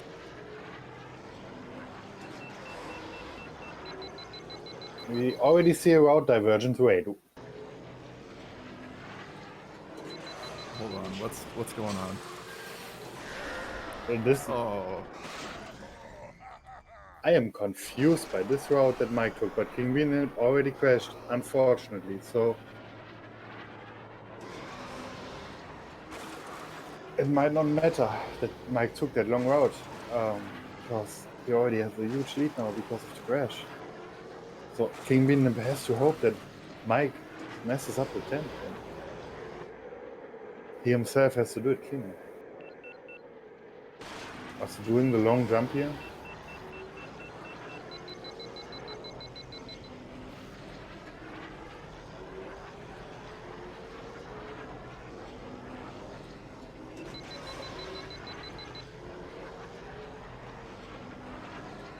I mean, this is Mike's counter pick, so he must have prepared that route. That route he just took in. It's really surprising to me that this could even be a consideration, but maybe it's faster. No upgrade. It's like a 130 here for Mike. Taking the tent rather cleanly, having a slight bonk, but keeping most of its speed. kingbeandip with a big bonk. This is looking very grim already. Yeah.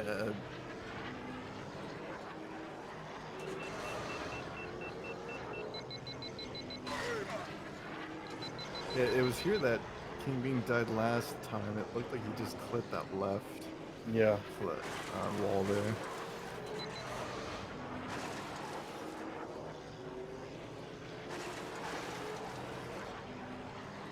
Mike's still very clean so far.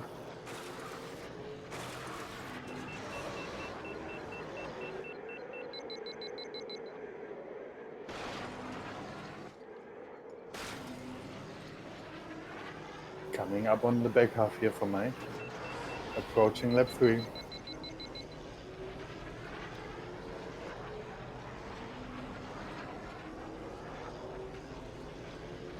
Still keeping it very clean. He's a very high base speed. He had made no mistake at all so far.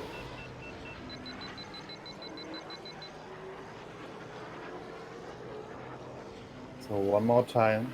Gotta clear the tent. Let's see how he does it. And he makes it cleanly. This is looking really good for Mikey.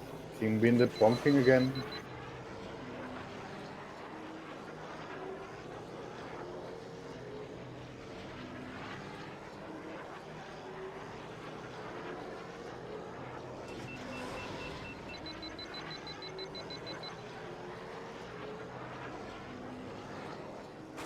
Yeah, that crash was really unfortunate for Kingbeandip.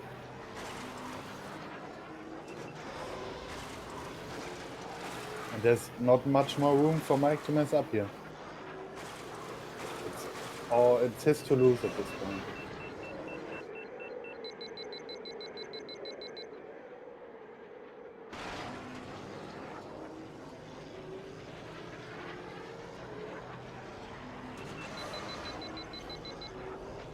Mike coming up to the final stretch here. On his third lap.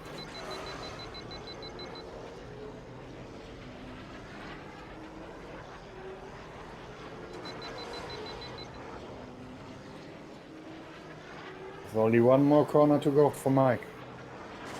And he takes it. He takes the win. And he moves on to the grand finals. Well, there we have it. Yeah, a crash costs you around 5 to 6 seconds, that's correct.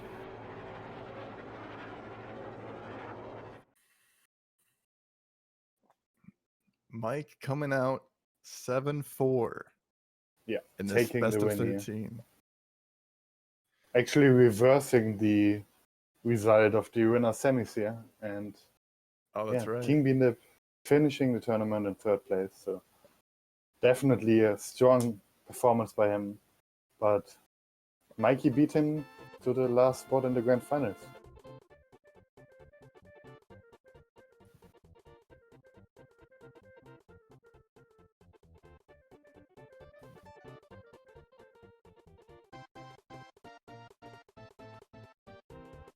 Alright, it looks like we have time for a quick interview, so let's see what the runners have to say.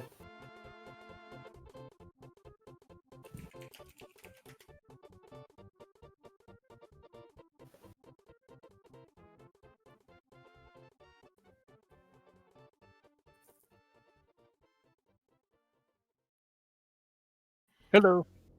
Hello guys and And GG's. welcome. Thank you.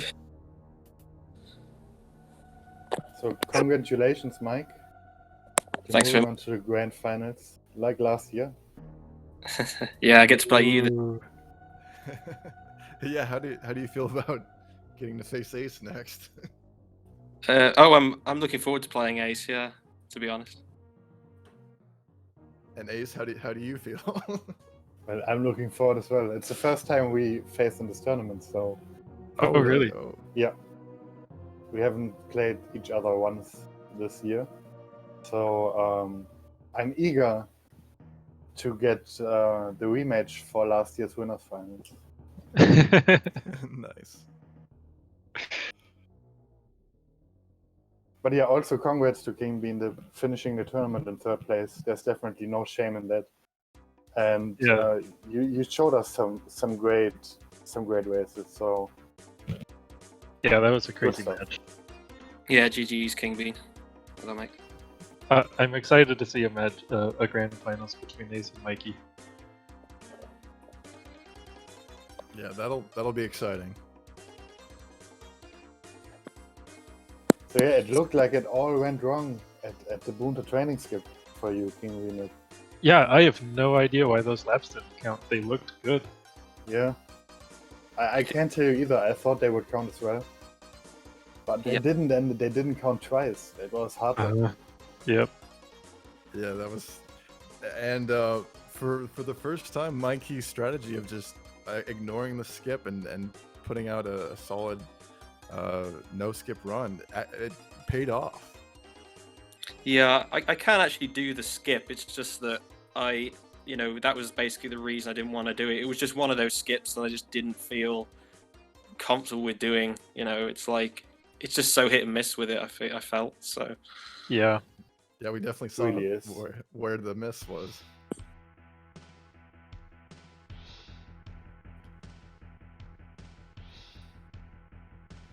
But also the uh-oh. Are we good? Okay. Yeah, Yeah. I think we're fine.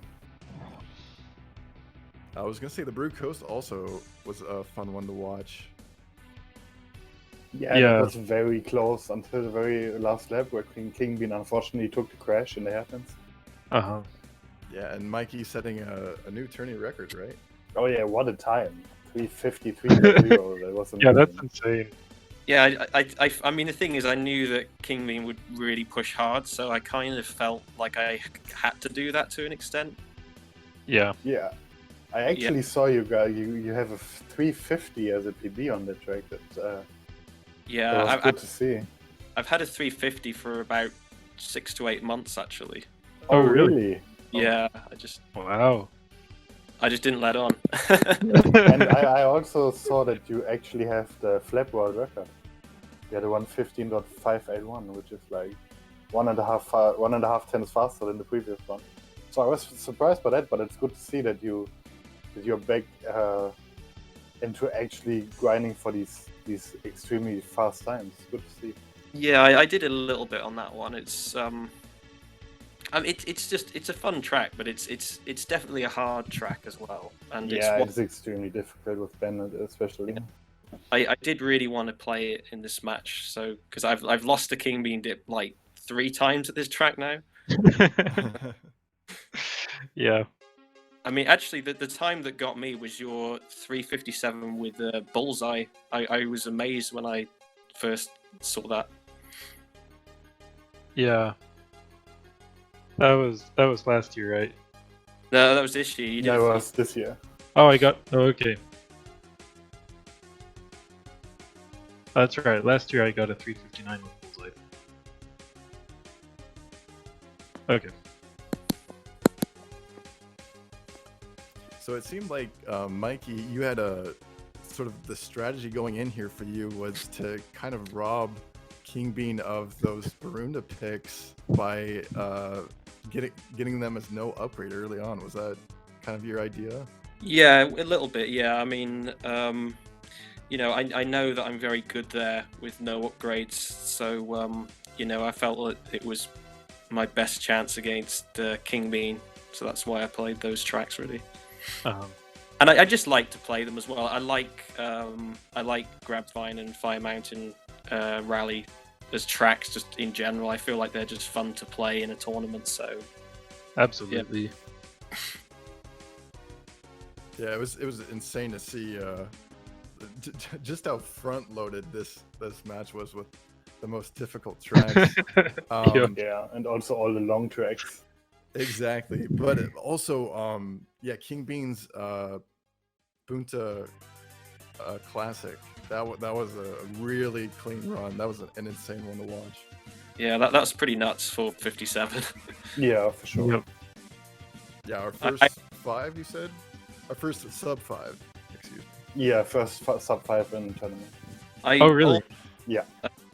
I almost banned that track actually against King Bean. I kind of had a very strong feeling he would pick it. So yeah, it was kind of difficult to make decisions on. There was a few tracks that were really hard to decipher between which ones I felt I should ban. So Yeah. and unfortunately, I had to leave that one in. I had a feeling he'd pick it. So You probably should have banned it and left Zaga, because I haven't touched Zaga in a couple months now, at least. yeah, you're probably right. It's just that I thought that maybe you'd practice it specifically just in case I didn't do that. So I don't know. But yeah, thank you guys for the great match.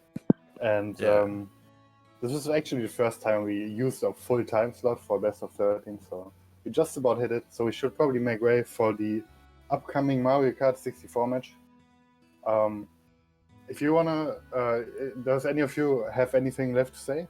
Then go ahead right now. Well, good luck going on in the tournament. I really hope this goes to a second grand finals. That would be epic. Yeah, for sure. Thank you. Thanks, Kimmy. Yeah, so if you guys want to see more Podracing, keep an eye on the SpeedGaming schedule. Grand Finals is probably coming up around next week, at least the first set. But yeah, thank you for everyone that joined. Thank you, Lightning, for commentating with me. Thanks everyone that watched, and thanks to the Speed Gaming crew, of course, for having us. Stay tuned because Mario Kart 64 is coming up, so you're gonna see more racing right here on this channel right now. So don't go anywhere, and see you next time. Yep. See you guys. Thanks, guys.